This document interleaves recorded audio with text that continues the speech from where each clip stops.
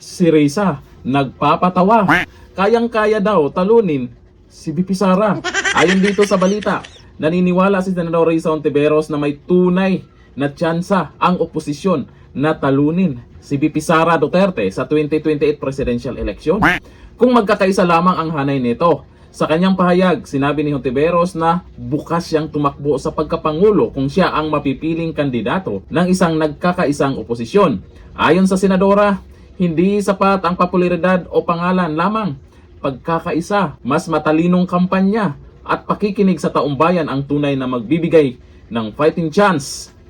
Pakikinig daw sa taong bayan. Nakikinig ba to si Risa? Kahit magsanib puwersa pa kayo, pula, dilaw, feng, hindi nyo kakayanin si VP Sara, kaya naghahanap ng paraan yung iba para mapaimpit si VP Sara. Diba? Pero itong si Atty. Rowena Guanzon, Risa, meron siyang revelation tungkol sa'yo. Ito yung video. Grupo ni Risa Hontiveros, Pabor ka bang... quiet lang sila. Kasi si Risa Hontiveros gustong tumakbo presidente. Ah. So baka sakaling maging ally siya ni PBM, di ba? Baka sakaling John Vic Risa. under an admin party, gano'n ba? Oh, why not? So wala na, hindi na opposition yung dilaw ngayon, gano'n ba? Hindi naman sila dilaw, ako ang dilaw. Di ba? Oh. We're the EDSA one, we're the Cory people, we're the ones who fought Marcos, di ba? The original. Ito kami yung dilawan, di ba? Yan si Risa Hontiveros sa kayo makabaya, they were not in EDSA. Because the left did not participate in EDSA, di ba? They wanted the revolution, di ba? Not election. So in the special elections in 86, hindi sila sumali. That's why hindi sila na-appoint, di ba? People like me na-appoint, di ba? Yung mga reformist pero lumaban kay Marcos, tumulong kay Cory sa election. Yun ang mga dilawan. Sila hindi. Yes, the original dilawan. Ngayon, kakamping na pangalan nila during the Lenny election. Di ba? So itong mga kakamping bago ngayon yung mga bata, many dilawans are also kakamping. Okay. Di ba? Kasi this is an older generation eh. Di ba? Ito na yung mga ngayon si Tenta na, mga gano'n, may mga anak na Baby boomers. Oo. So sila, yung mga Lenny na kampi kay Lenny, yun na yung kasi kulay ni Lenny pink, kakamping. Di ba? Doon na yun sina Risa Hontiveros. But remember, Risa Hontiveros became senator nung very close sila ni Ronald Llamas,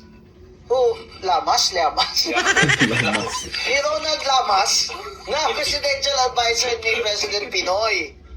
God rest his soul, he appointed me 2 times. The strong rumor is they were lovers, di ba? He was married but Risa Hontiveros was his lover. Now Risa is denying it. Oh, super deny. Dapat lang i-deny niya. Ni Llamas, may kalaway-law. Ay, sus! O Risa, yan yung banat ng isa sa nagpakilalang dilawan, si Atty. Rowena Guanzon. Maganda naman talaga na makipagsanib puwersa ka sa pula.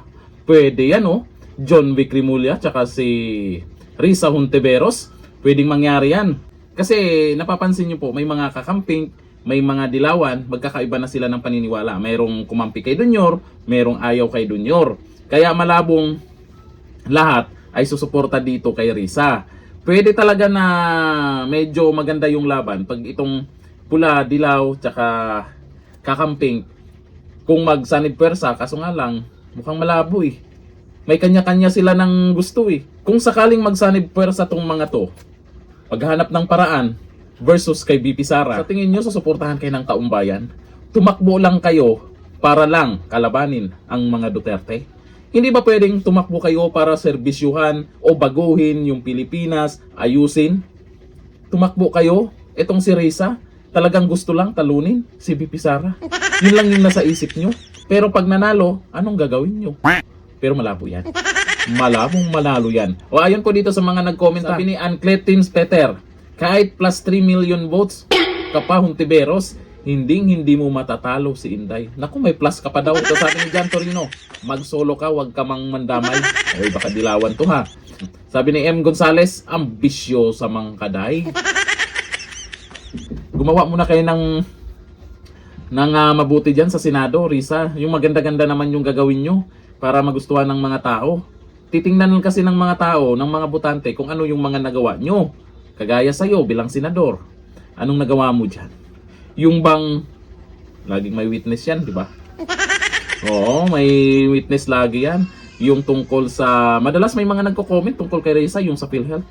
Oo, yung tungkol sa PhilHealth. At ito, yung kay Lamas daw.